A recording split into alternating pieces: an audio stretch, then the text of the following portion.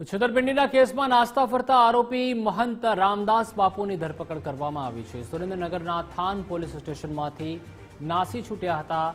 તબિયત બગડતા તેમને લોકઅપમાંથી બહાર કાઢવામાં આવ્યા હતા। પોલીસને ચકમો આપીને તેઓ ફરાર થઈ ગયા હતા। ઇનામી ટિકિટ ડ્રોમાં તેમની સંડોવણી સામે આવી હતી। અનસુયા આશ્રમના મહંત છે રામદાસ બાપુ। રામદાસ બાપુને ગોધરાના એક આશ્રમમાંથી ઝડપી લીધા છે। ઇનામી ટિકિટના 6 આયોજકો સહિત મહંત સામે પણ ફરિયાદ થઈ હતી। ત્યારે ₹3 કરોડની છેતરપિંડીમાં બાપુની સંડોવણી છે।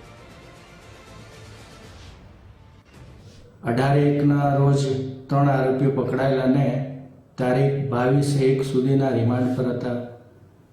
તે દરમિયાન તેમાંનો એક આરોપી નામે રામદાસ મહાત્યાગી ગઈકાલે લોકઅપમાંથી પોલીસને જણાવેલ કે ગભરામણ થાય છે, તેથી પોલીસે બહાર કાઢીને પ્રાથમિક સારવારની વ્યવસ્થા કરેલી।